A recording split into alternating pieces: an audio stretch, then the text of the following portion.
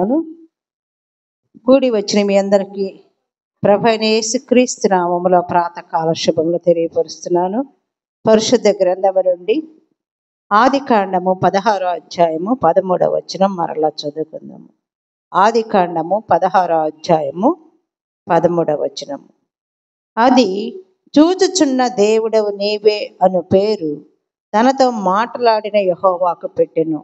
ఏలయనగా నన్ను చూచిన వానిని నేను ఇక్కడ చూచితిని కదా అని అనుకొనెను. దేవుడు తన పరిశుద్ధ వాక్యమును మన వినికిడిలో దీవించును గాక. చిన్న ప్రార్థన చేసుకుందాం. ప్రేమ నమ్మకం గల మా ప్రియ పరలోకపు తండ్రి, పరిశుద్ధుడా, జీవాధిపతి, నీకే వందనములు, స్తోత్రాలయ్యా. రాత్రి అంతయు నా తండ్రి మమ్మల్ని సజీవులుగా కాపాడి ఉదయకాలమున నా తండ్రి ఈ మందిర ఆవరణములో చేరి ఈ రీతిగా నిన్ను ఆరాధించి స్తుతించే భాగ్యం మాకు అందరికి ఇచ్చినందుకు వందనాలు తండ్రి. ఇదిగో నా తండ్రి, నీ పక్షాన నిలబడిన నన్ను నీ నోటి బోరగా మాత్రమే వాడుకొని మీరు మహిమ పొందుకోండి.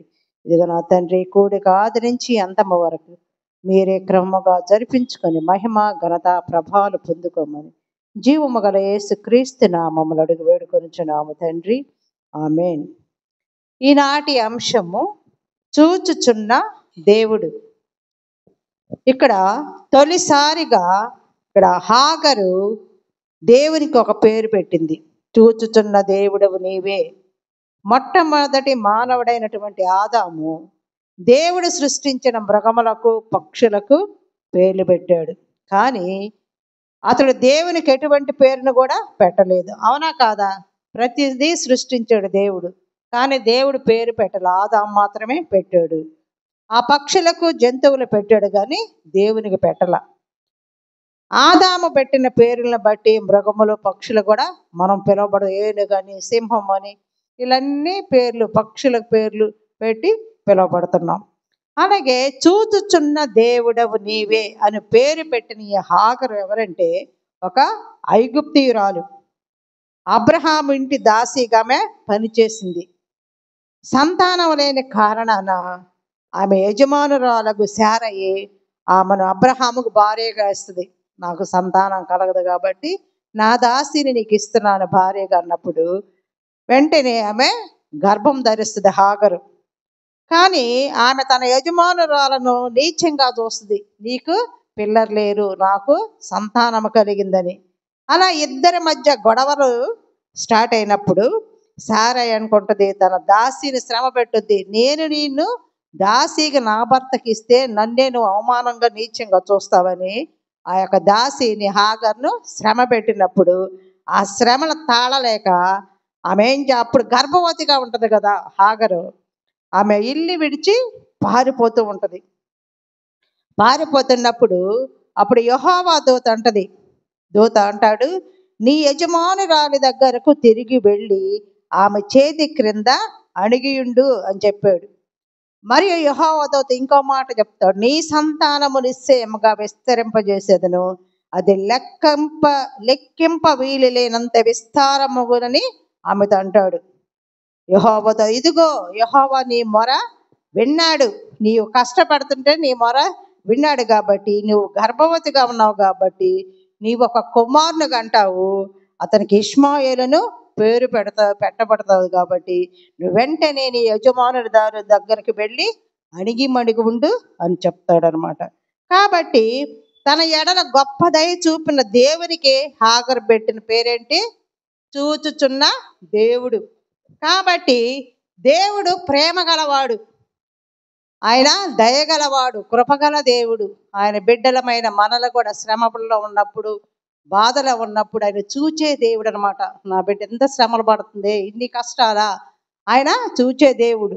ఆయన మనల్ని పరామర్శించే దేవుడు. నేను ఇన్ని కష్టాలు నన్ను ఎవరు చూడలేదు అనుకుంటున్నావేమో, నా కుటుంబ సభ్యులు, నా కుమార్తెలు ఎవరు చూడలేదు అనుకున్నావు, కానీ ఆయన పరామర్శించే దేవుడు మనకున్నాడు. ఆయన కన్నులు పెట్టి మనల్ని కనిపెట్టి చూస్తూ ఉంటాడంట. అలాగే ఇశ్రాయేలును కాపాడువాడు, కునుకడు, నిద్రపోడు. యెహోవాయే నిన్ను కాపాడువాడు. మనుషులు లక్ష్య పెట్టకపోవచ్చు, మన అనారోగ్య పరిస్థితిలో, మన ఆర్థిక ఇబ్బందులో ఎవరు మనల్ని గమనించకపోవచ్చు, కానీ ఆయన బిడ్డలమైన మనము ఆయన యందు భయభక్తులు కలిగి జీవిస్తే ఆయన మౌనముగా ఉండడు. ఇశ్రాయేలును కాపాడువాడు కునుకుడు నిద్రపోయాడు. కీర్తన 121 4-5 వచనాల్లో వ్రాయబడి ఉన్నది.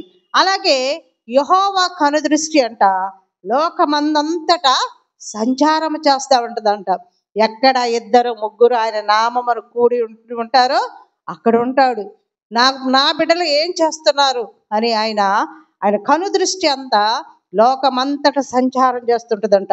ఆ కన్నులు ఆనాడు హాగర్ను ప్రేమతో చూచినట్లు నేడు మనల్ని కూడా దేవుడు చూస్తున్నాడు.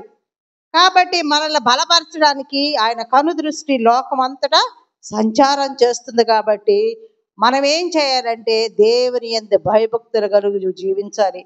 దేవుడు నన్ను చూస్తున్నాడని జీవించటమేనంట భక్తి గల జీవితము.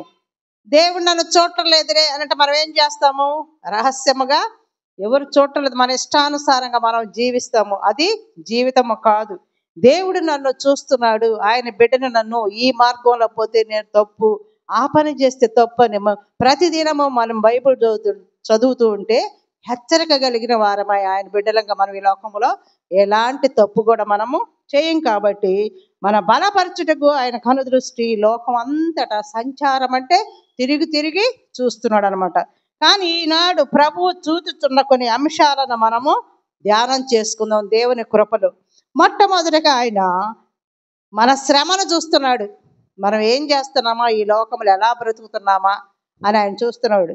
అలాగే సమూయేలు గ్రంథము 1 గ్రంథము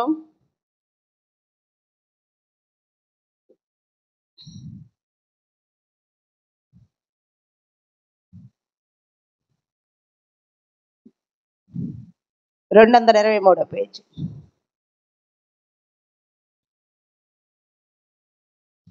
ఇక్కడ సమూయేలు గ్రంథము 1 గ్రంథము 1-11 వచనములో వ్రాయబడిన వాక్య భాగం ఏంటంటే, ఇక్కడ ఎల్కానా అనే ఒక వ్యక్తి ఉంటాడు.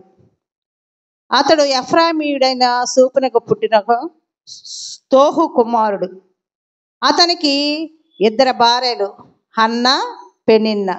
పెనిన్నాకు పిల్లలు కలిగారు కానీ హన్నాకు పిల్లలు లేరు. అతడు ఏం చేస్తాడంటే షీలోహు నందున్న సైన్యములకు అధిపతి యెహోవాకు మ్రొక్కుటకును బలి అర్పించడానికి ఏటేటా తన పట్టణం విడిచి అక్కడికి వెళుతూ ఉంటాడు. ఆ కాలంలో ఏలీ కుమారులిద్దరు హోప్ని ఫీనెహాసులిద్దరు అక్కడ యాజకులుగా ఉంటున్నారు ఆ మందిరములో. కానీ హన్నా తనకు బాగా ఇష్టముగా ఉన్నందున అతడు ఆమెకు 2 పాళ్ళు ఇస్తూ వస్తున్నాడు. కానీ యెహోవా హన్నాను సంతు లేని దానిగా చేశాడు. కాబట్టి ఆమె ఆ యొక్క యెహోవా సంతు లేకుండా చేసి అన్న హేతువును బట్టి ఆమె వైర్యగు పెనిన్న ఆమెను విసిగిస్తూ ఉంటది, నీకు పిల్లలు లేరు గొడ్రాలువి, నాకు సంతానం కలిగిందని. అలాగే ఎల్కానా ఏటేటా ఆ రీతిగా యెహోవాను ఆ మందిరానికి వెళ్ళినప్పుడల్లా ఆమె ఏం చేస్తుందంటే హన్నా భోజనం చేయకుండా ఏడుస్తూ ఉంటది. అప్పుడు ఎల్కానా అంటాడు, నువ్వెందుకు ఏడుస్తున్నావు, నువ్వెందుకు భోజనం మానుతున్నావు, నీకెందుకు ఈ విచారం ఎందుకు, 10 మంది కుమారుల కంటే నేను నీకు విశేషమైన వాడిన కానని ఆమెతో చెప్తున్నాడు. కానీ ఆమె ఏం చేస్తుందంటే దుఃఖాక్రాంతురాలై యెహోవా సన్నిధిలో ప్రార్థన చేస్తూ బహుగా ఏడుస్తూ ఉంటది. ఎట్లా? సైన్యములకు అధిపతి యెహోవా, నీ సేవకురాలైన నన్ను జ్ఞాపకం చేసుకొని ఒక మగపిల్లని నాకు దయచేయ్యా, అతని తల మీదకి నేను క్షారపగతిని ఎన్నటికి రానినయ్యా, వాడు బ్రతుకు దినాలన్నింటిని నేను యెహోవాకు అర్పింతునని మొక్కుబడి చేసుకొని ప్రార్థన చేసుకుంటూ పశ్చాత్తాపంతో తన హృదయాన్ని భారాన్నంత దేవునికి ఆమె చెప్పుకుంటూ ఉంటది. ఆమె మనసులో చెప్పుకుంటుంది కానీ ఆమె పెదవులు మాత్రం కదలాడుతూ ఉంటాయి. ఆ స్వరము వినబడకుండా ఉంటది. అప్పుడు ఏలీ అంటాడు, ఎంతవరకు నీవు మత్తురాలై ఉంటావు, నీవు ద్రాక్షారసం నీ యొద్ద నుండి తీసివేయవంటే. అప్పుడు అంటది, నా ఏలినవాడా, నాకు సంతానం లేదు, నేను దేవుని దగ్గర నా ఆత్మను కుమ్మరించుకుంటున్నాను, నేను పనికి మాలిన దాన్ని నువ్వు అనుకోవద్దు అని అన్నప్పుడు ఏలీ అంటాడు, నీవు క్షేమముగా వెళ్ళుము, ఇశ్రాయేలు దేవునితో నీవు చేసుకున్న మనవిని ఆయన దయచేయునుగాక అని చెప్పినప్పుడు ఆమె తిరిగి వెళుతుంది. తర్వాత దేవుడు ఆమెను జ్ఞాపకం చేసుకున్నప్పుడు హన్నా గర్భం ధరించి ఒక కుమారుని కంటది. అతనికి సమూయేలు అని పేరు పెట్టి తను ఒప్పందపడిన ప్రకారమే ఆమె ఆ బిడ్డను పాలు మాన్పించే వరకు పెంచుతూ వస్తుంది.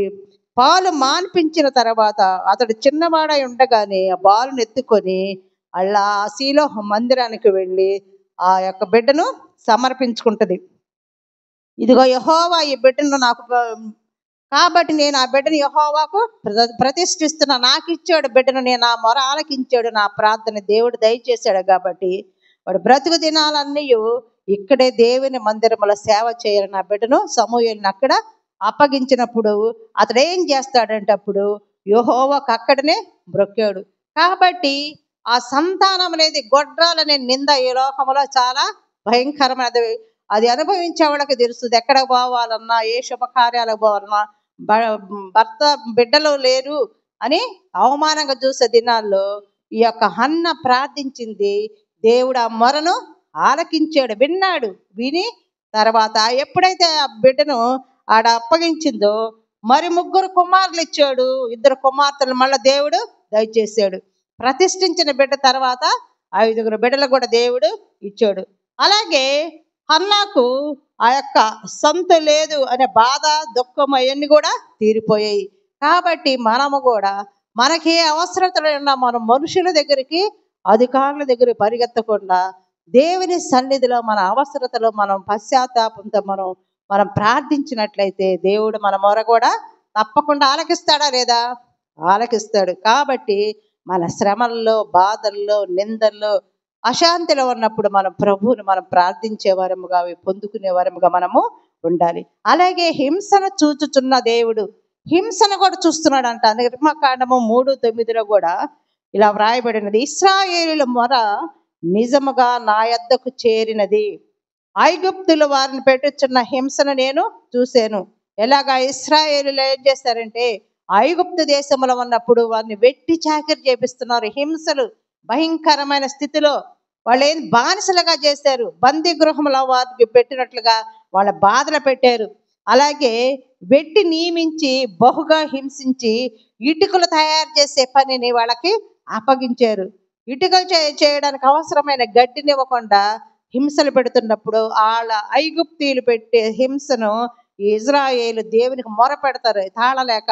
దేవా మమ్మల్ని రక్షించయ్యా, ఈ బానిసత్వం నుండి మమ్మల్ని విడిపించయ్యా అన్నప్పుడు దేవుడు వారి మొర ఆలకించి వారిని అక్కడ నుండి వాళ్ళ చేతిలో నుండి తప్పుడు వారిని చూచాడు. ఎందుకు వాళ్ళు మొర పెట్టారు, దేవుని ప్రార్థించాడు. ఆ ప్రార్థనని ఆయన అంగీకరించాడు. అలాగే కీర్తనలు 94 సంకీర్తన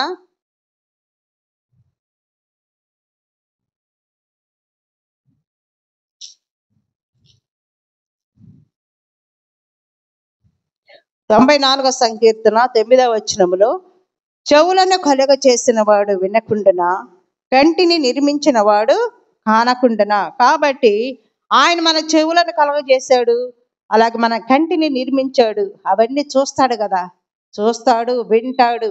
కాబట్టి నేడు మన స్థితిగతులను కూడా దేవుని ఎరిగి ఉన్నాడు. కుటుంబముల హింస, అనారోగ్య స్థితిలో, తర్వాత దుఃఖముల్లో, బాధల్లో, అశాంతితో ఉన్న మనము ఆయన అన్ని చూచే దేవుడు, నిశ్చయముగా నిన్ను విడిపించే దేవుడు ఒకడున్నాడు అనమాట. ఆ దేవుని కిందకు మనం, ఆయన బలిష్టమైన చేతి కిందకు మనం దీన మనస్కులై మనం ప్రార్థించినప్పుడు మనం ఏ స్థలములో మనం తలదించుకొని ఉంటున్నామో, అవమాన స్థితిలో ఉంటున్నామో, దేవుడు ఆ స్థలములోనే తన బిడ్డలను తల ఎత్తుకునే స్థితిలో ఉంటాడు. ఒకవేళ నీ ఉద్యోగ స్థితిలో, నీ గృహంలో ఇరుగు పొరుగు వారితోటి ఇలాను అవమాన స్థితిలో ఉంటాను, అవమాన పడవలసిన అవసరము లేదు. తన బిడ్డలను ఆయన తల ఎత్తుకునే స్థితిలోనే ఉంచుతాడు. కాబట్టి ఆయన ప్రార్థించి మనం అవమానాలను ఇవన్నీ తీసుకువేసుకునే స్థితిలో మనము ఉండాలి. అలాగే ఏ స్థలంలో మనం అవమాన పడుతున్నామో దేవుడు తన బిడ్డలను అక్కడ తల ఎత్తుకునేటట్టు చేస్తాడు. కాబట్టి ప్రభు మనల్ని చూస్తూ ఉన్నాడు, మనం ఏం చేస్తున్నామా. అలాగే ఐగుప్తు దేశంలో ఇశ్రాయేలును ఎప్పటి వరకు వాళ్ళని హింసించగలిగారంటే, పస్కా పశువును, గొర్రె పిల్లను, ఆ రక్తమును ఇశ్రాయేలు ఇంటి ద్వార బంధములు పూసినంత వరకు వాళ్ళు హింసింపబడ్డారు ఐగుప్తీయుల చేతిలో. ఎప్పుడైతే ఆ రక్తము ఆ ద్వార బంధముల మీద పోయబడినదో, ఆ రాత్రి మరణ దూతంట ప్రతి ఇంటిని చూస్తూ బయలుదేరి వచ్చి ఐగుప్తు దేశమందలి ప్రతి తొలిచూరును, పశువులను, వాళ్ళన్నిటినీ హతము చేస్తుందంట. రోదన ధ్వని వినబడినది. కాబట్టి ఇశ్రాయేలు ఆ దాస్యము నుండి ఆ ఇశ్రాయేలు విడిపింపబడ్డారు. అలాగే మన కొరకు యేసుక్రీస్తు ప్రభువారు ఆ కల్వరి శిలువలో నీ కొరకు నా కొరకు ఆయన ఆ విలువైన రక్తమును ఆయన చిందించాడు. తన ప్రాణాన్ని పెట్టి మనం వెలబెట్టి కొన్నాము.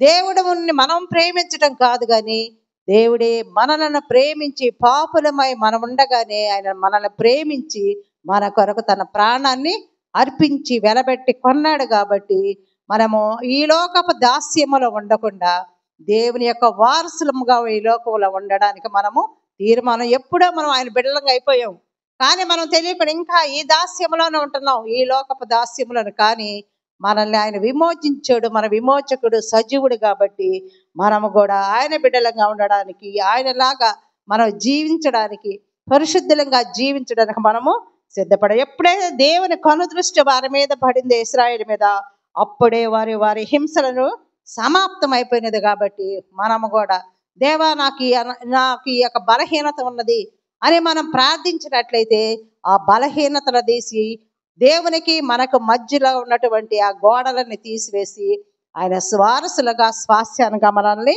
ఆయన దగ్గర తీసుకునే దేవుడు. యెరెమీయా 33:3 కూడా అంటున్నాడు, నాకు మొర్ర పెట్టుము నేను నీకు ఉత్తరం ఇస్తాను అంటున్నాడు.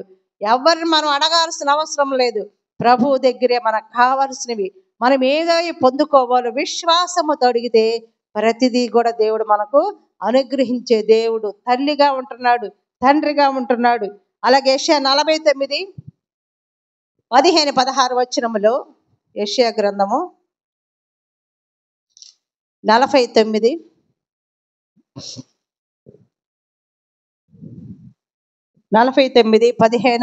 వచనము 16 వచనం, ప్రభు నన్ను మరచి ఉన్నాడని అనుకొనవద్దు, అనుకొనుచున్నది స్త్రీ తన గర్భమును పుట్టిన బిడ్డను కరుణింపకుండా తన చంటి పిల్లను మరచునా, వారైనను మరుచుదురు కానీ నేను నిన్ను మరువను అన్నాడు. స్త్రీ తన గర్భమును పుట్టిన తన బిడ్డను కరుణింపకుండా ఉంటుందా, ప్రేమించకుండా ఉంటుందా తన బిడ్డను? వారైనా మరుచుదరేమో కానీ నేను నిన్ను మరవను. ఆయన సృజించుకున్నాడు మనల్ని, ఆయన బిడ్డలము. కాబట్టి మనం ఆయన బిడ్డలంగా ఆయన రెక్కల కిందకు మనము రావాలి. అలాగే మూడవదిగా మన శరీర బలహీనతలు కూడా చూచుచున్న దేవుడు. మనం ఏ స్థితిలో ఉన్నాము, మనం ఎలా ఉంటున్నామో, మన శరీరం ఎలా ఉంటుంది, బలహీనంగా ఉంటుందా, బలముగా ఉంటున్నామా? యోహాను సువార్త 5వ అధ్యాయము, యోహాను సువార్త 5వ అధ్యాయము 6వ వచనములో, యేసు వాడు పడి ఉండుట చూచి వాడెప్పటికీ బహుకాలము నుండి ఆ స్థితిలో ఉన్నాడని ఎరిగి స్వస్థపడగోరుచున్నావా అని వారిని అడగగా, ఇక్కడ బెతస్దా కోనేటి దగ్గర ఒక వ్యక్తి పడి ఉన్నాడు. ఈ బెతస్దా కోనేటి దగ్గర యెరూషలేములో గొర్రెల ద్వారం దగ్గర హెబ్రీ భాషలో బెతస్దా అనబడిన ఒక కోనేరు ఉంటుంది. దానికి 5 మంటపములు ఉంటవి. ఆ సమయమునందు దేవదూత కోనేటిలో దిగి నీళ్లు కదలించుట జరుగుతూ ఉంటుంది. నీరు కదలింపబడిన పిమ్మట మొదట ఎవడు దిగునో వాడు ఎట్టి వ్యాధి గలవాడైనను బాగుపడును గనక ఆ మంటపములో రోగులు గుంపులుగా ఉంటారు. గుడ్డివారు, కుంటివారు, ఓచకాల చేతులు గలవారు, వాళ్ళందరూ గుంపులుగా ఉంటారు. నేను ముందు దిగాల ఆ కోనేరులో, నేను ముందు దిగి స్వస్థత పడాలని.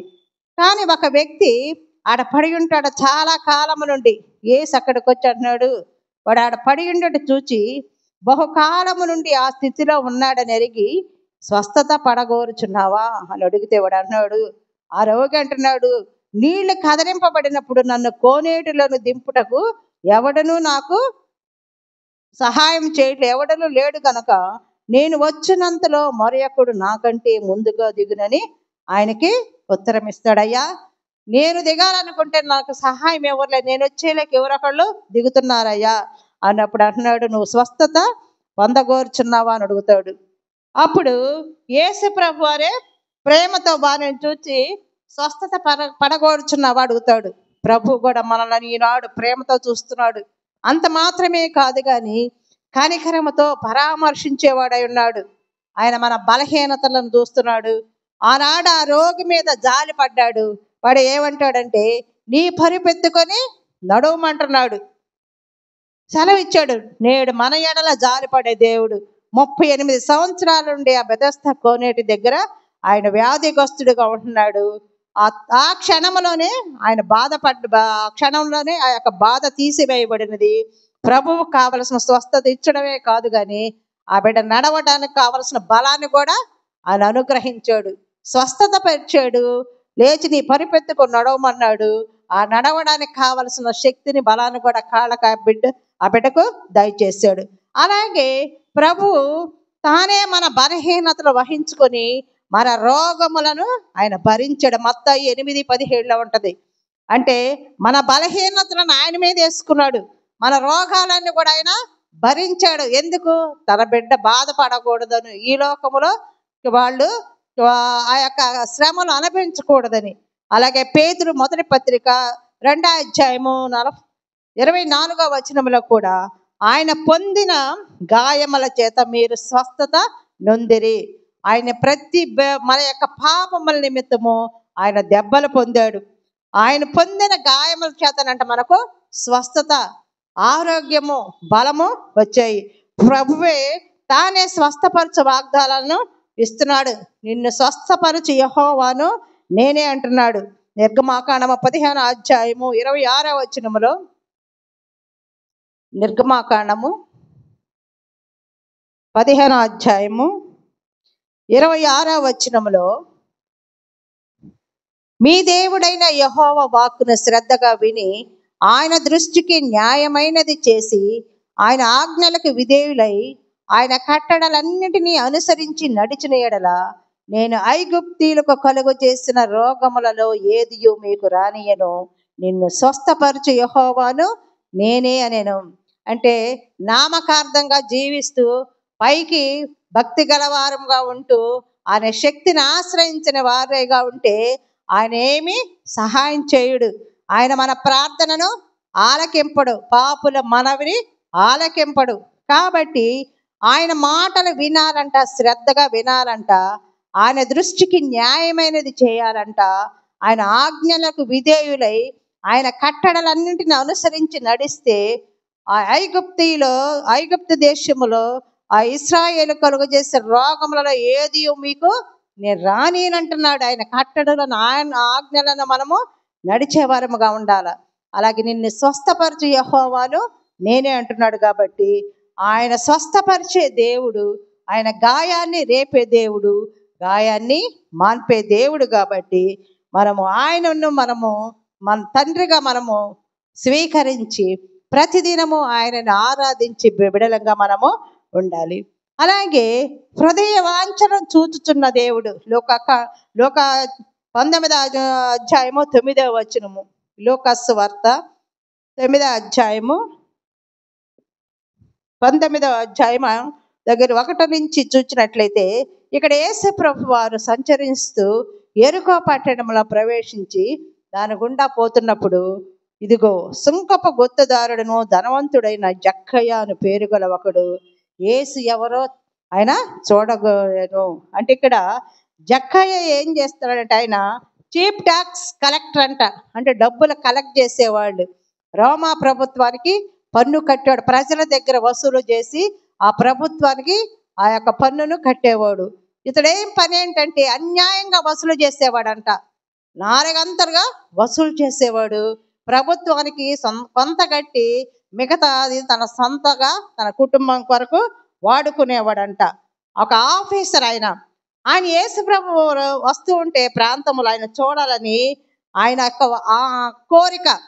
కానీ అతడు పొట్టివాడై ఉన్నాడు, జన సమూహములో ఆయన వెంబడిస్తున్నారు, ఎట్లా చూడాలని ఆయన ఆశ కలిగి ఏం చేస్తాడంటే, ప్రభు వచ్చే దారిలో ఆయన ఒక పరిగెత్తుకుంటూ వెళ్ళి ఒక మేడి చెట్టు ఎక్కి చెట్టు మీద కూర్చుంటాడు. ప్రభు ఈ దారిని వస్తాడు, నేను చూడాలని. ఎప్పుడైతే ఆయన ఆశపడ్డాడో, హృదయ రహస్యములో ఎరిగిన దేవుడు ఆయన జక్క యొక్క హృదయాన్ని ఆయన ఎరిగి ఆ చోటుకు వచ్చి యేసు అంటున్నాడు, కన్నులెత్తి చూచి, జక్కయ్య త్వరగా దిగుము, నేడు నేను నీ ఇంట ఉండవలసి ఉన్నదని అతనితో చెప్తాడు. ఆశపడే ప్రాణాన్ని తృప్తిపరిచే దేవుడు. ఎప్పుడైతే జక్కయ్య ఆయన చూడాలనుకున్నాడో ఆ యొక్క హృదయ రహస్యాలు ప్రభు ఎరిగి ఆయన అంటాడు, నువ్వు దిగిరా, నేడు నేను నీ ఇంట ఉండవలసినది అన్నప్పుడు జక్కయ్య వెంటనే ఏం చేస్తాడు తెలుసా? ఆయన నిలబడి, ఇదిగో ప్రభువా, నా ఆస్తిలో సగం పేదలకు ఇచ్చుచున్నాను, నేను ఎవని యొద్దనైనను అన్యాయముగా దేనినైనాను తీసుకుని ఎడల అతనికి 4 గంతల మరలా చెల్లింతునని ప్రభుతో వెంటనే తన పాపాలన్నీ ఒప్పుకున్నాడు. ప్రభుతో సంభాషించాడు. అయ్యో, నేను అన్యాయస్తుడినే, దుర్మార్గుడినే, నా ఇంట ప్రభు రావాల్సినది ఏంటి అని అని తన చేసే అన్ని కూడా ఒప్పుకున్నాడు. ఎవరి దగ్గర అయితే తీసుకుంటానో 4 గంతలు ఇస్తానయ్యా అని అన్నప్పుడు ప్రభు అంటున్నాడు, యేసు ప్రభు అంటున్నాడు, ఇతడును అబ్రహాము కుమారుడే, ఎందుకనగా నేడు ఇంటికి రక్షణ వచ్చి ఉన్నది. కాబట్టి మనము కూడా ఎన్నో ఎరుకో పట్టణం ఎన్నో గ్రామాలు ఉన్నాయి, కానీ యేసు ప్రభు జక్క ఇంటినే ఎన్నుకున్నాడు. ఎందుకంటే దేవుడు మనము ఆశ పెడితే ఆయన ఆదరించే దేవుడు అనమాట. దేవుని సంగమా, మీకు ప్రభు ఎడల ఆశ ఉంటే ప్రభు నీ ఇంటికి వస్తాడు, అంటే నీ హృదయంలోకి వస్తాడు, నీకు నీ కుటుంబానికి రక్షణ అనుగ్రహిస్తాడు. ఆ యొక్క కుటుంబాన్ని రక్షింపబడిన కుటుంబం అన్నమాట.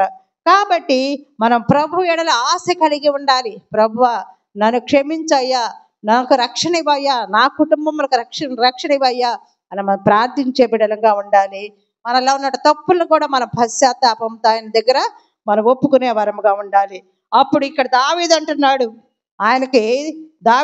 దేవా, నా దేవుడవు నీవే, వేకునే నిన్ను నేను వెతుకుతునని 63వ సంకీర్తన అంటున్నాడు. కాబట్టి మనం జామునే ప్రభుని వెతికే వారముగా ఉండాలి. మన పడకల మీద ఉండగానే ప్రభును ధ్యానం చేసుకోవాలి. దేవ, నూతన దినాన్ని నాకు ఇచ్చావయ్యా, నీకు వందనాలయ్యా, నేను ఏ విధంగా ఈ లోకంలో జీవించాలి ఈరోజు నువ్వు నాకు నేర్పయ్యాను. మనం బైబిల్ చదువుకున్నట్టయితే దేవుడు ఏ విధంగా ఈ దినాన్ని మనం గడపాలో ప్రభు మనతోటి మాట్లాడతాడు. అలాగే నీ మీద ఆశ చేత నిన్ను చూడవలన నా శరీరం కృషించుచున్నదని దావీదు భక్తుడు అంటున్నాడు. అలాగే మత్తయి సువార్తలు 5:6 కూడా, నీతి కొరకు ఆకలి దప్పులు గలవారు ధన్యులు, వారు తృప్తిపరచబడదురు.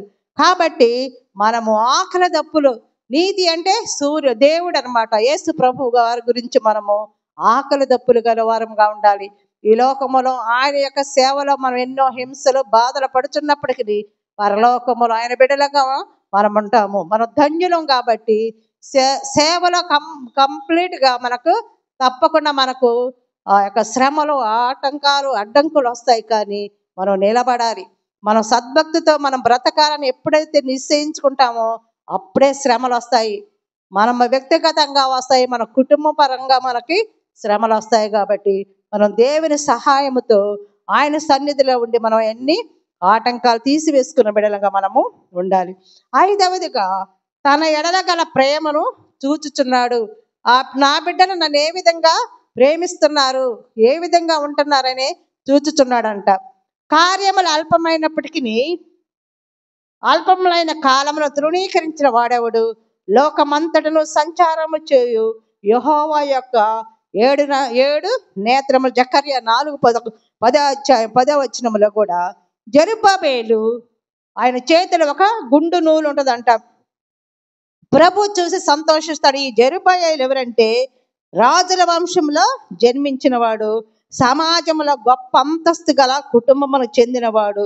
తలము, కులము, గోత్రము, అంతస్తు, చదువు యావత్తును ప్రక్కన పెట్టి ప్రభు ఆలయ నిర్మాణం కొరకు అతను ఏం చేస్తున్నాడంటే ఒక గుండు నూనెను పట్టుకొని పని చేస్తున్నాడు. ప్రభు ఆలయ నిర్మాణం పని ఎటువంటి త్యాగమునకైనా సిద్ధముగా ఉన్నాడు. ఆ యొక్క జెరుబ్బాబెలు అంతగా ఘనమైనప్పటికీ తన అధికారాన్ని పక్కన పెట్టి ఆ యొక్క దేవాలయ నిర్మాణంలో తన పనిలో ఉన్నాడు. కాబట్టి ప్రభు అది చూశాడు. మనం ఏం చేస్తున్నామా, మనం ఆయన ఎడల ఏమి మనము చెల్లిస్తున్నామా, కృతజ్ఞాస్తుతులు చెల్లిస్తున్నామా, మనము కొనియాడుతున్నామా, ఘనపరుస్తున్నామా ఆయన చూస్తాడు. ఆయన బిడ్డలు ఏం చేస్తున్నాడని ఆయన ఆకాశము నుండి ఆయన కనులెత్తి చూచి ఆయన ప్రతిదీ కూడా మనల్ని మన వ్యక్తిగతంగా కానీ మనం ఏం చేస్తున్నాం ఆయన కను దృష్టి లోకమంతటి సంచారం చేస్తూ ఉంటుంది. కాబట్టి మనము మనము ఆయన బిడ్డలంగా మనము జీవించాలంటే ఆయన కృప ద్వారా, ఆయన ప్రార్థన ద్వారా మనం వేడుకొని మనం ఈ లోకములో మంచిగా ఆయనకి ఇష్టమైన బిడ్డలంగా మనం జీవించడానికి ప్రభు సహాయం తీసుకోవాలి. అలాగే జెరుబ్బాబెలుకు కృప వెంబడి కృప ఇచ్చాడు. దేవుని ఆలయంలో పనిచేస్తున్నాడు కాబట్టి ఆయన జెరుబ్బాబెలు పక్షమున వ్యాజ్యమాడాడు, యుద్ధం చేశాడు, అడ్డముగా నిలబడి గొప్ప పర్వతం వంటి సమస్యలు కూడా ఆయన తీసివేశాడంట. ఇక్కడ జకర్యా 4:7 కూడా, గొప్ప పర్వతమా, జెరుబ్బాబెలును అడ్డగించుటకు నువ్వు ఏమాత్రపు దానవు, నీవు చదును భూమి అగుదువని ఆ పర్వతంతో అంటున్నాడు. కాబట్టి ఆయన పని మనం చేస్తే మన పని ప్రభు చేస్తాడు. నువ్వు నీ పని చేయమంటున్నాడు. ఆయన ఈ లోకానికి వచ్చి ఏం చేశాడు? మొట్టమొదటి ఏం ప్రసంగం చేశాడు? మార్కు సువార్త తీయండి. మార్కు సువార్త. యేసు ప్రభు వారు ఈ లోకములో మొట్టమొదటి ప్రసంగం ఏంటంటే, కాలము సంపూర్ణమై ఉన్నది, దేవుని రాజ్యము సమీపించి ఉన్నది, మారు మనసు పొంది సువార్తను నమ్ముడని చెప్పుచు దేవుని సువార్త ప్రకటించుచు గలిలయకు వచ్చాడు. ఆయన యొక్క బోధన ఆయన శిష్యులు కొనసాగించారు.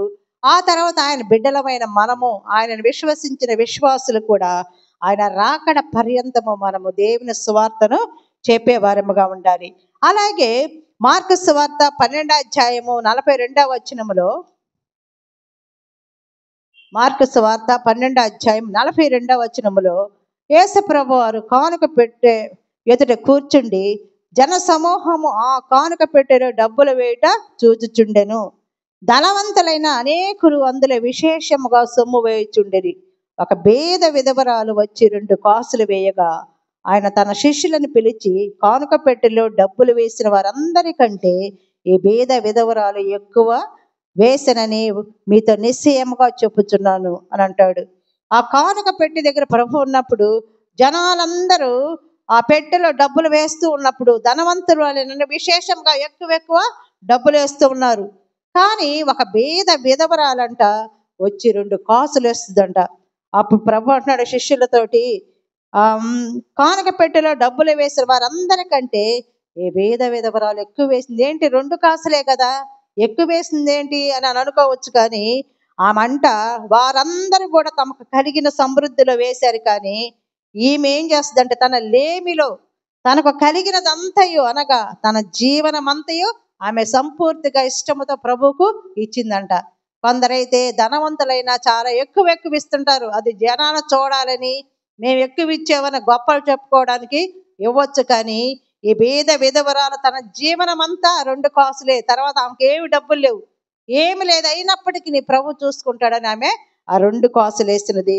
ప్రభు అంటున్నాడు, ఈమె లేని దాంట్లో వేసింది కాబట్టి ఈమె లేమిలో తనకు కలిగినదంతా వేసిందని శిష్యులతో చెప్తున్నాడు. కాబట్టి మనం ప్రభు కొరకు చేసే ప్రతి పనిని ఆయన చూచే దేవుడు కనుక, చూచుచున్న దేవుడు నీవే అని ఆయన కట్టడలను ఆజ్ఞలను మనం అనుసరించి జీవించే వారు ఉన్నట్లయితే ఆయన కృప ఆశీర్వాదాలు మనకు మెండుగా ఉంటాయి. ఆయన నీ శ్రమను చూచే దేవుడుగా ఉంటున్నాడు, నీ శారీరక బలహీనతలు చూచే దేవుడుగా ఉంటున్నాడు, ఇశ్రాయేలు పడుచున్న ఆ యొక్క హింసను చూచిన దేవుడుగా ఉంటున్నాడు. అలాగే ఆయన ఎడల ప్రేమ, ఎవరైతే ప్రేమతో ఉంటున్నారో, ఎవరైతే తన సేవను కొనసాగిస్తున్నారో వాళ్ళందరినీ చూచే దేవుడుగా ఉంటున్నాడు. కాబట్టి మనం చూస్తున్నాడు దేవుడు నన్ను అని మనం భక్తి గల జీవితము జీవిస్తూ ఆయన మహింకరంగా జీవిస్తూ ఆయన ఆజ్ఞను అనుసరించి ఆయన నీతిని అనుసరించి నడిచే వారముగా ఉండి ఆయన మేళ్లను పొందుకునే వారముగా ఉండాలని చెబుతూ ఈ మాటలు ముగిస్తున్నాను. దేవుడు తన వాక్యమును దీవించునుగాక.